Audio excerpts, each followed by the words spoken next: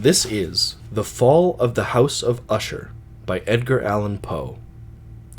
Now, quick note, like the last two stories I've done, this story does begin with an epigram that is added by Poe himself. However, this one is in French, and my French pronunciation is pretty awful, so I'm only going to read the translation for this.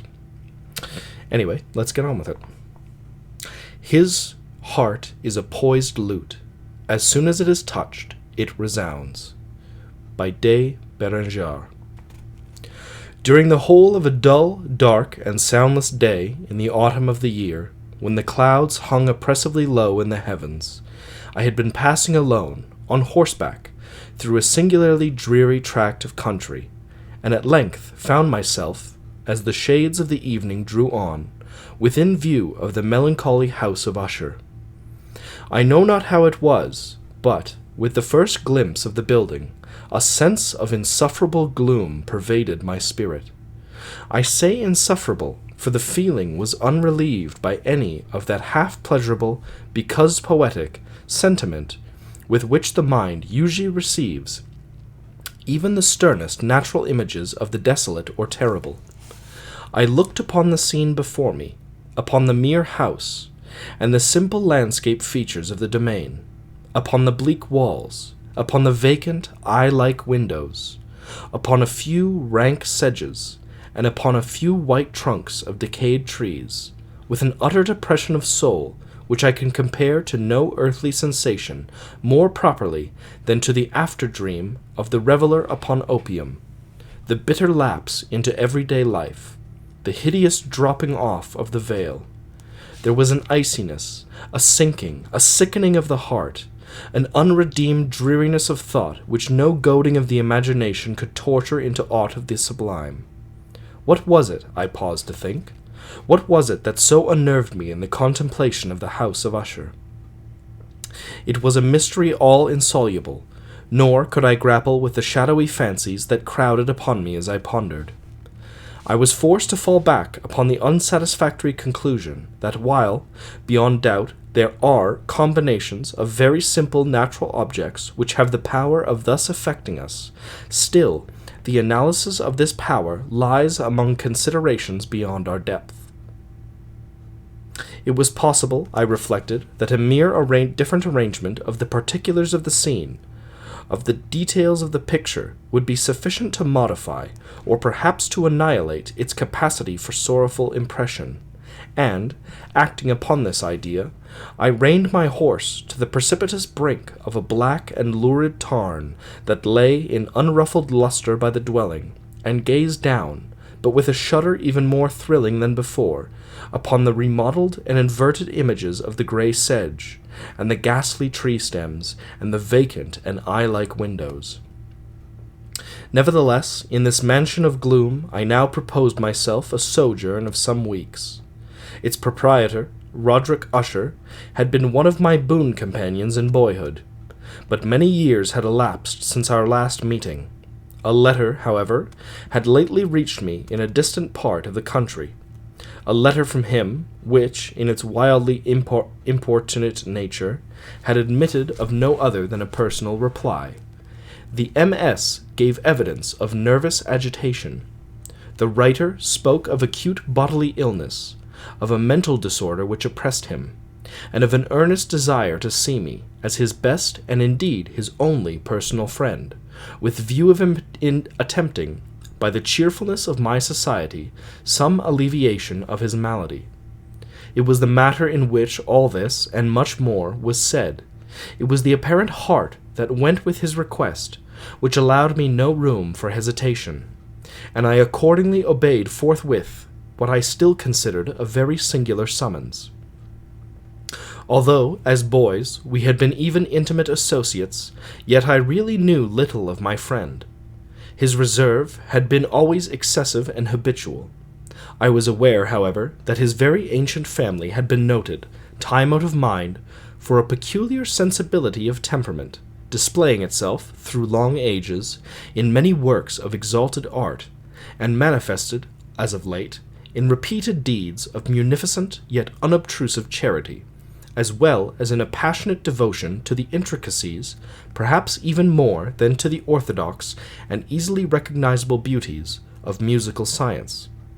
I had learned, too, the very remarkable fact that the stem of the Usher race, all time-honored as it was, had put forth at no period any enduring branch. In other words, that the entire family lay in the direct line of descent, and had always, with very trifling and very temporary variation, so lain. It was this deficiency I considered, while running over in thought the perfect keeping of the character of the premises with the accredited character of the people, and while speculating upon the possible influence which the one, in the long lapse of centuries, might have exercised upon the other. It was this deficiency, perhaps, of collateral issue, and the consequent undeviating transmission from sire to son of the patrimony with the name, which had, at length, so identified the two as to merge the original title of the estate in the quaint and equivocal appellation of the House of Usher, an appellation which seemed to include, in the minds of the peasantry who used it, both the family and the family mansion. I have said that the sole effect of my somewhat childish experiment, that of looking down within the tarn, had been to deepen the first singular impression. There can be no doubt that the consciousness of the rapid increase of my superstition, for why should I not term it, served mainly to accelerate the increase itself. Such, I have long known, is the paradoxical law of all sentiments having terror as a basis. And it might have been for this reason only, that, when I again uplifted my eyes to the house itself, from its image in the pool, there grew in my mind a strange fancy, a fancy so ridiculous indeed, that I but mention to show the vivid force of the sensations which oppressed me. I had so worked upon my imagination as really to believe that about the whole mansion and domain there hung an atmosphere peculiar to themselves and their immediate vicinity, an atmosphere which had no affinity with the air of heaven, but which had reeked up from the decayed trees and the grey wall and the silent tarn, a pestilent and mystic vapour, dull, sluggish, faintly discernible, and leaden-hued. Shaking off from my spirit what must have been a dream, I scanned more narrowly the real aspect of the building. Its principal feature seemed to be that of an excessive antiquity. The discoloration of ages had been great. Minute fungi overspread the whole exterior, hanging in a fine tangled webwork from the eaves. Yet all this was apart from any extraordinary dilapidation. No portion of the masonry had fallen, and there appeared to be a wild inconsistency between its still perfect adaptation of parts and the crumbling condition of the individual stones. In this there was much that reminded me of the specious totality of old woodwork, which has rotted for long years in some neglected vault, with no disturbance from the breath of the external air. Beyond this indication of extensive decay, however, the fabric gave little token of instability. Perhaps the eye of a scrutinizing observer might have discovered a barely perceptible fissure, which, in extending from the roof of the building in front, made its way down the wall in a zigzag direction until it became lost in the sullen waters of the tarn. Noticing these things, I rode over a short causeway to the house.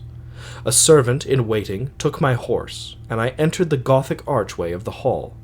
A valet of stealthy step thence conducted me, in silence, through many dark and intricate passages in my progress to the studio of his master. Much that I encountered on the way contributed, I know not how, to heighten the vague sentiments of which I have already spoken.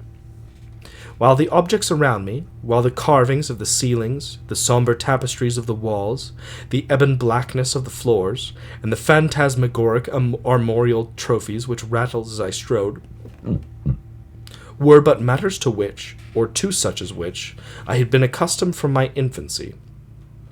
While I hesitated not to acknowledge how familiar was all this, I still wondered to find how unfamiliar were the fancies which ordinary images were stirring up. On one of the staircases, I met the physician of the family. His countenance, I thought, wore a mingled expression of low cunning and perplexity. He accosted me with trepidation and passed on. The valet now threw open a door and ushered me into the presence of his master. The room in which I found myself was very large and lofty. The windows were long, narrow, and pointed, and at so vast a distance from the black oaken floor as to be altogether inaccessible from within.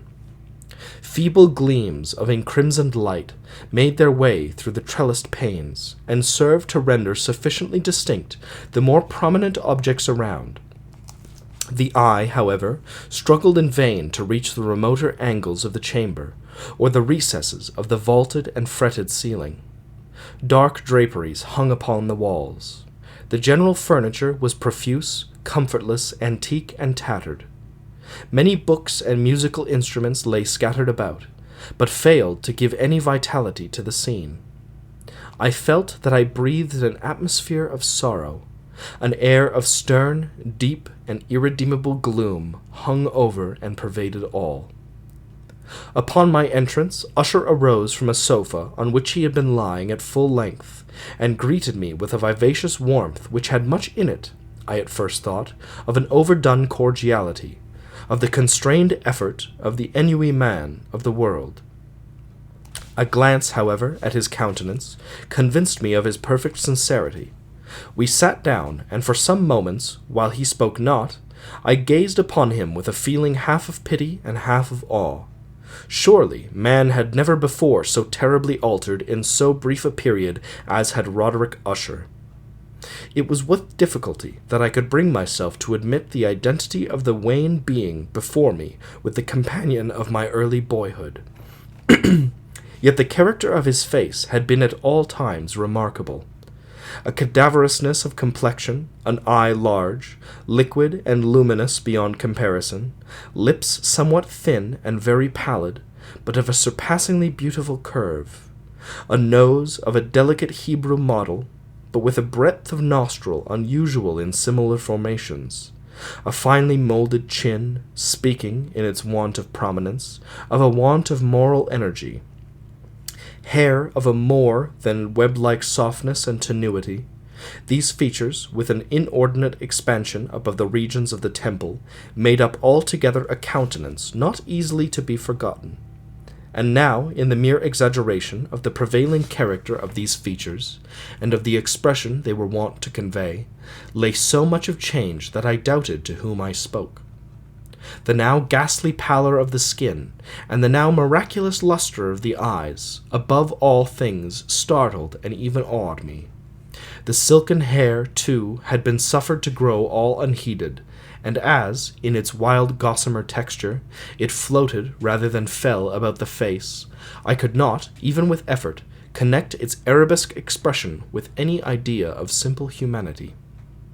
In the manner of my friend, I was at once struck with an incoherence, an inconsistency, and I soon found this to arise from a series of feeble and futile struggles to overcome an habitual trepidancy, an excessive nervous agitation. For something of this nature I had indeed been prepared, no less by his letter than by reminiscences of certain boyish traits, and by conclusions deduced from his peculiar physical conformation and temperament. His actions were alternately vivacious and sullen. His voice varied rapidly from a tremulous indecision, when the animal spirits seemed utterly in abeyance, to that species of energetic concision, that abrupt, weighty, unhurried, and hollow-sounding enunciation, that leaden, self-balanced, and perfectly modulated guttural utterance, which may be observed in the lost drunkard or the irreclaimable eater of opium during the periods of his most intense excitement. It was thus that he spoke of the object of my visit, of his earnest desire to see me, and of the solace he expected me to afford him. He entered at some length into what he conceived to be the nature of his malady. It was, he said, a constitutional and a family evil, and one for which he despaired to find a remedy. A mere nervous affection, he immediately added, which would undoubtedly soon pass off. It displayed itself in a host of unnatural sensations, Some of these, as he detailed them, interested and bewildered me, although perhaps the terms and the general manner of their narration had their weight. He suffered much from a morbid acuteness of the senses. The most insipid food was alone endurable, and he could wear only garments of certain texture.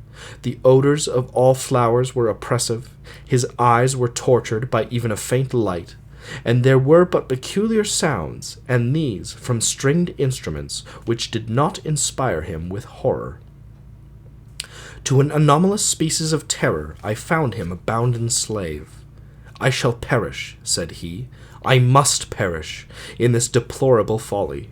Thus, and not otherwise shall I be lost. I dread the events of the future, not in themselves, but in their results.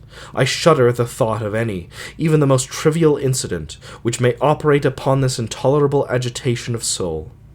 I have indeed no abhorrence of danger, except in its absolute effect, in terror. In this unnerved, in this pitiable condition, I feel that the period will sooner or later arrive when I must abandon life and reason together in some struggle with the grim phantasm, fear." I learned, moreover, at intervals, and through broken and equivocal hints, another singular feature of his mental condition. He was enchained by certain superstitious impressions in regard to the dwelling in which he tenanted, and whence for many years he had never ventured forth, in regard to an influence whose supposititious force was conveyed in terms too shadowy here to be restated, an influence which some peculiarities in the mere form and substance of his family mansion had, by dint of long sufferance, he said, obtained over his spirit, an effect which the physique of the grey walls and turrets, and of the dim tarn into which they all looked down, had at length brought about upon the morale of his existence. He admitted, however, although with hesitation, that much of the peculiar gloom which thus afflicted him could be traced to a more natural and far more palpable origin, to the severe and long-continued illness, indeed to the evidently approaching dissolution, of a tenderly beloved sister, his sole companion for long years, his last and only relative on earth. Her decease, he said, with a bitterness which I can never forget, would leave him, the hopeless and the frail, the last of the ancient race of the Ushers. While he spoke, the Lady Madeline, for so was she called, passed through a remote portion of the apartment, and, without having noticed my presence, disappeared.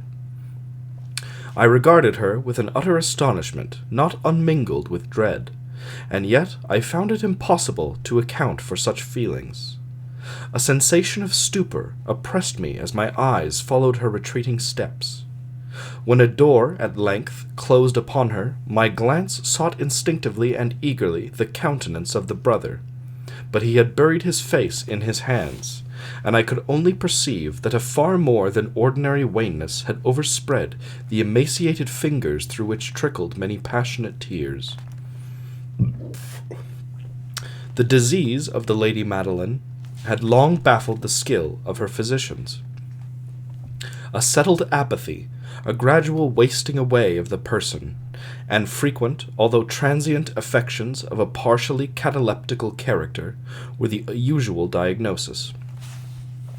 Hitherto she had been steadily borne up against the pressure of her malady, and had not betaken herself finally to bed. But on the closing in of the evening of my arrival at the house, she succumbed, as her brother told me at night with inexpressible agitation, to the prostrating power of the destroyer, and I learned that the glimpse I had attained of her person would thus probably be the last I should obtain, that the lady, at least while living, would be seen by me no more. For several days ensuing, her name was unmentioned by either Usher or myself, and during this period I was busied in earnest endeavors to alleviate the melancholy of my friend. We painted and read together, or I listened, as if in a dream, to the wild improvisations of his speaking guitar. And thus, as a closer and still closer intimacy admitted me more unreservedly into the recesses of his spirit, the more bitterly did I perceive the futility of all attempts at cheering a mind from which darkness, as if an inherent positive quality, poured forth upon all objects of the moral and physical universe in one unceasing radiation of gloom. I shall ever bear about me a memory of the many solemn hours I thus spent alone with the master of the house of Usher. Yet I should fail in any attempt to convey an idea of the exact character of the studies, or of the occupations in which he involved me, or led me the way. An excited and highly distempered ideality threw a sulphurous lustre over all. His long improvised dirges will ring forever in my ears. Among other things, I hold painfully in mind a certain singular perversion and amplification of the wild air of the last waltz of von Weber. From the paintings over which his elaborate fancy brooded, and which grew, touch by touch, into vagueness at which I shuddered the more thrillingly, because I shuddered knowing not why, from these paintings, vivid as their images now are before me, I would vain endeavor to educe more than a small portion which should lie within the compass of merely written words. By the utter simplicity, by the nakedness of his designs, he arrested and overawed attention. If ever mortal painted an idea, that mortal was Roderick Usher. For me, at least, in the circumstances then surrounding me, there arose out of the pure abstractions which the hypochondriac contrived to throw upon his canvas an intensity of intolerable awe, no shadow of which felt I ever yet in the contemplation of the certainly glowing yet too concrete reveries of Fuseli. One of the phantasmagoric conceptions of my friend, partaking not so rigidly of the spirit of abstraction, may be shadowed forth, although feebly, in words. A small picture presented the interior of an immensely large and rectangular vault or tunnel, with low walls, smooth and white, and without interruption or device. Certain accessory points of the design served well to convey the idea that this excavation lay at an exceeding depth below the surface of the earth. No outlet was observed in any portion of its vast extent, and no torch or other artificial source of light was discernible, yet a flood of intense rays rolled throughout, and bathed the whole in a ghastly and inappropriate splendor. I have just spoken of that morbid condition of the auditory nerve which rendered all music intolerable to the sufferer, with the exception of certain effects of stringed instruments. It was, perhaps, the narrow limits to which he thus confined himself upon the guitar, which gave birth, in great measure, to the fantastic character of his performances. But the fervid facility of his impromptus would not be so accounted for. They must have been, and were, in the notes, as well as in the words of his wild fantasies, for he had not unfrequently accompanied himself with rhymed verbal improvisations, the result of that intense mental collectedness and concentration to which I have previously alluded as observable only in particular moments of the highest artificial excitement. The words of one of these rhapsodies I have easily remembered. I was, perhaps, the more forcibly impressed with it as he gave it, because, in the under or mystic current of its meaning, I fancied that I perceived, and for the first time, a full consciousness on the part of Usher of the tottering of his lofty reason upon her throne. The verses, which were entitled The Haunted Palace, ran very nearly, if not accurately, thus. In the greenest of our valleys, by good angels tenanted, once a fair and stately palace, radiant palace, reared its head. In the monarch thought's dominions it stood there. Never seraph spread a pinion over fabric half so fair. Banners yellow, glorious, golden, on its roof did float and flow. This, all this, was in the olden time, long ago. And every gentle air that dallied, in that sweet day, along the ramparts, plumed and pallid, a winged odor went away. Wanderers in that happy valley, through 2 luminous windows saw spirits moving musically to a lute's well-tuned law. Round about the throne, where sitting Porphyrogene, in a state his glory well befitting, the ruler of the realm was seen. And all with pearl and ruby glowing was the fair palace door, through which came flowing, and sparkling evermore, a troop of echoes whose sweet duty was but to sing, in voices of surpassing beauty, to wit and wisdom of their king. But evil things in robes of sorrow assailed the monarch's high estate. Ah, let us mourn, for never morrow shall dawn upon him, desolate.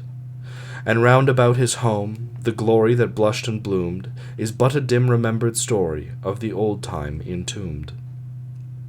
And travellers now within that valley, through the red-litten windows see vast forms that move fantastically to a discordant melody. While like a rapid ghastly river through the pale door, a hideous throng rush out forever, and laugh, but smile no more. I well remember that suggestions arising from this ballad led us into a train of thought wherein there became manifest an opinion of Usher's, which I mention not so much on account of its novelty, for other men have thought thus, as on account of the pertinacity with which he maintained it. This opinion, in its general form, was that of the sentience of all vegetable things, but, in his disordered fancy, the idea had assumed a more daring character, and trespassed, under certain conditions, upon the kingdom of inorganization.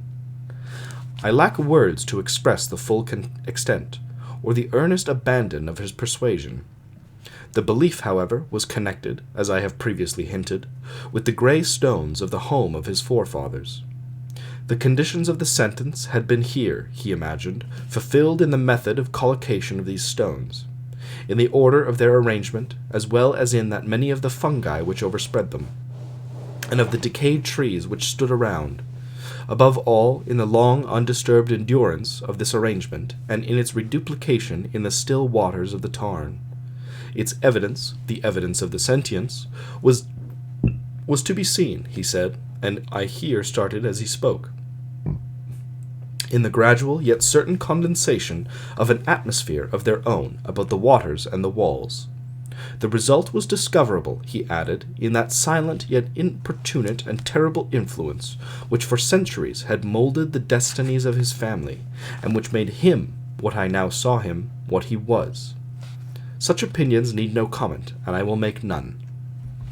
Our books, the books which, for years, had formed no small portion of the mental existence of the invalid, were, as might be supposed, in strict keeping with this character of phantasm. We pored together over such works as the Vervet et Chartreuse of Grasset, the Belphegor of Machiavelli, the Heaven and Hell of Swedenborg, the Subterranean Voyage of Nicholas Klim of Holberg, the Chiromancy of Robert Flood, of Jean d'Indagine, and of Delechambre, the Journey into the Blue Distance of Tieck, and the City of the Sun of Campanella. One favorite volume was a small octavo edition of the Directorium Inquisitorium by the Dominican Eremeric de Giron, and there were passages in Pomponius Mela about the old African satyrs and Egyptians, over which Usher would sit dreaming for hours.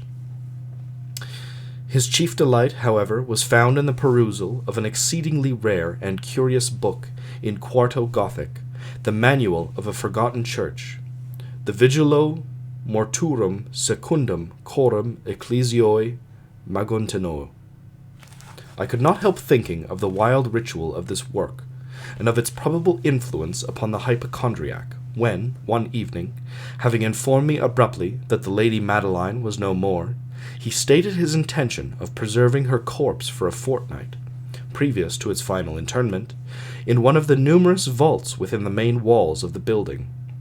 The worldly reason, however, assigned for this singular proceeding was one which I did not feel at liberty to dispute. The brother had been led to his resolution, so he told me, by consideration of the unusual character of the malady of the deceased, of certain obtrusive and eager inquiries on the part of her medical men, and of the remote and exposed situation of the burial ground of the family. I will not deny that when I called to mind the sinister countenance of the person whom I met upon the staircase, on the day of my arrival at the house, I had no desire to oppose what I regarded as at best but a harmless, and by no means an unnatural, precaution. At the request of Usher, I personally aided him in the arrangements for the temporary entombment. The body having been encoffined, we two alone bore it to its rest. The vault in which we placed it, and which had been so long unopened that our torches, half smothered in the oppressive atmosphere, gave us little opportunity for investigation, was small, damp, and entirely without means of admission for light, lying at great depth immediately beneath that portion of the building in which was my own sleeping apartment.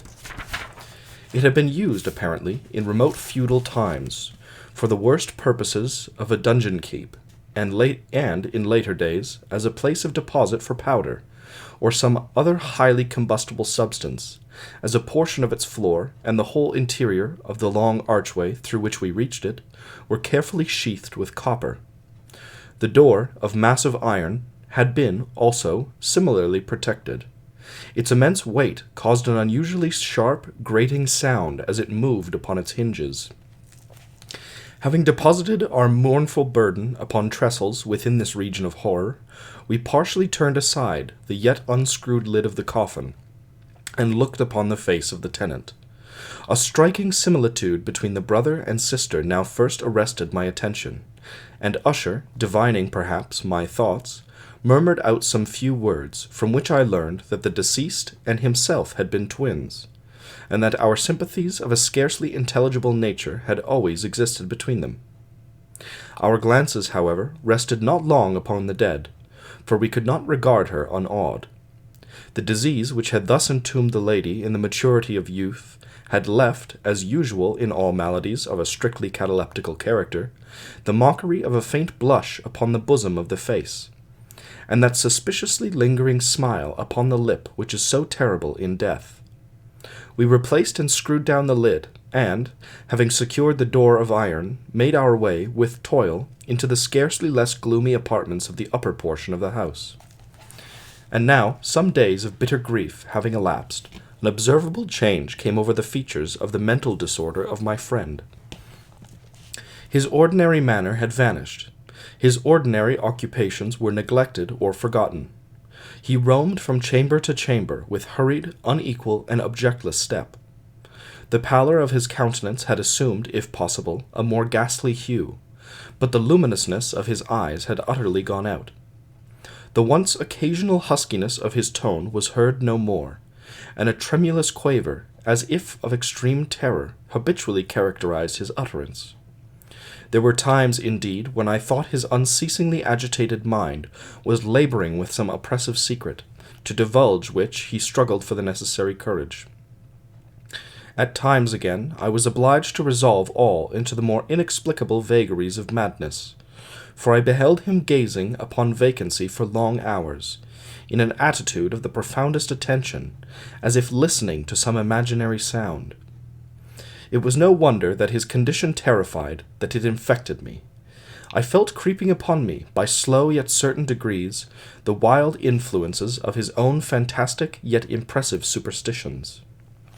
It was especially upon retiring to bed late in the night of the 7th or 8th day, after the placing of the Lady Madeline within the dungeon, that I experienced the full power of such feelings. Sleep came not near my couch, while the hours waned and waned away. I struggled to reason off the nervousness which had dominion over me. I endeavored to believe that much, if not all, of what I felt was due to the bewildering influence of the gloomy furniture of the room, of the dark and tattered draperies, which, tortured into motion by the breath of a rising tempest, swayed fitfully to and fro upon the walls, and rustled uneasily about the decorations of the bed. But my efforts were fruitless.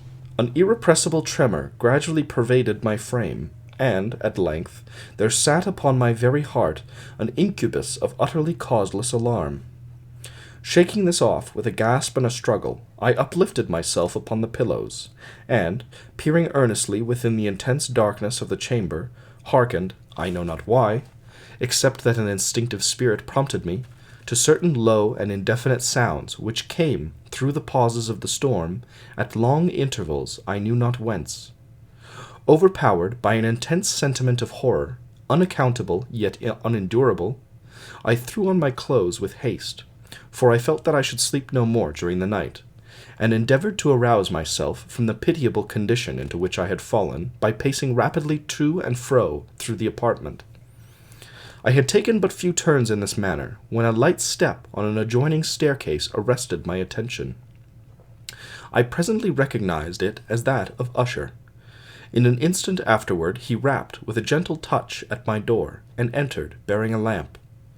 His countenance was, as usual, cadaverously wan, but moreover there was a species of mad hilarity in his eyes, an evidently restrained hysteria in his whole demeanor. His air appalled me, but anything was preferable to the solitude which I had so long endured, and I even welcomed his presence as a relief. "And you have not seen it?" he said abruptly, after having stared about him for some moments in silence. "You have not seen it, then? But, stay, you shall." Thus speaking, and having carefully shaded his lamp, he hurried to one of the casements, and threw it freely open to the storm. The impetuous fury of the entering gust nearly lifted us from our feet. It was indeed a tempestuous yet sternly beautiful sight, and one wildly singular in its terror and its beauty. A whirlwind had apparently collected its force in our vicinity, for there were frequent and violent alterations in the direction of the wind, and the exceeding density of the clouds, which hung so low as to press upon the turrets of the house, did not prevent our perceiving the lifelike velocity with which they flew careering from all points against each other, without passing away into the distance. I say that even their exceeding density did not prevent our perceiving this, yet we had no glimpse of the moon or stars, nor was there any flashing forth of the lightning. But under the surfaces of the huge masses of agitated vapor, as well as all terrestrial objects immediately around us, were glowing in the unnatural light of a faintly luminous and distinctly visible gaseous exhalation which hung about and enshrouded the mansion. "You must not, you shall not behold this," said I, shuddering, to Usher, as I led him with a gentle violence from the window to a seat. "These appearances, which bewilder you, are merely electrical phenomena not uncommon, or it may be that they have their ghastly origin in the rank miasma of the tarn. Let us close this casement. The air is chilling and dangerous to your frame. Here is one of your favorite romances. I will read, and you shall listen, and so we will pass away this terrible night together." The antique volume which I had taken up was the Mad Tryst of Sir Lancelot Canning, but I had called it a favourite of Usher's more in sad jest than in earnest, for, in truth, there is little in its uncouth and unimaginative prolixity which could have had interest for the lofty and spiritual ideality of my friend. It was, however, the only book immediately at hand, and I indulged a vague hope that the excitement which now agitated the hypochondriac might find relief, for the history of mental disorder is full of similar anomalies, even in the extremeness of the folly which I should read.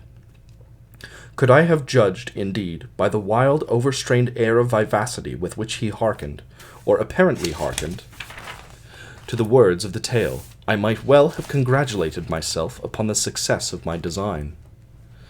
I had arrived at that well-known portion of the story where Ethelred, the hero of the tryst, having sought in vain for peaceable admission into the dwelling of the hermit, proceeds to make good an entrance by force.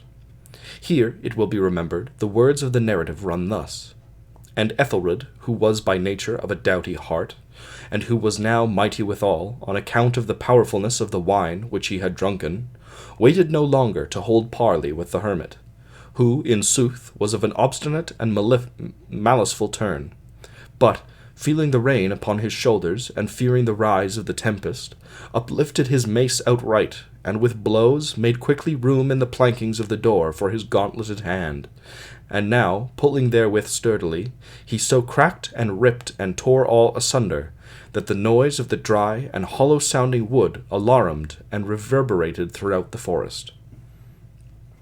At the termination of this sentence I started and, for a moment, paused, for it appeared to me, Although I at once concluded that my excited fantasy had deceived me, it appeared to me that, from some very remote portion of the mansion, there came, indistinctly to my ears, what might have been, in its exact similarity of character, the echo, but a stifled and dull one certainly, of the very cracking and ripping sound which Sir Launcelot had so particularly described. It was, beyond doubt, the coincidence alone which had arrested my attention. For, amid the rattling of the sashes of the casements, and the ordinary commingled noises of the still increasing storm, the sound in itself had nothing, surely, which should have interested or disturbed me. I continued the story.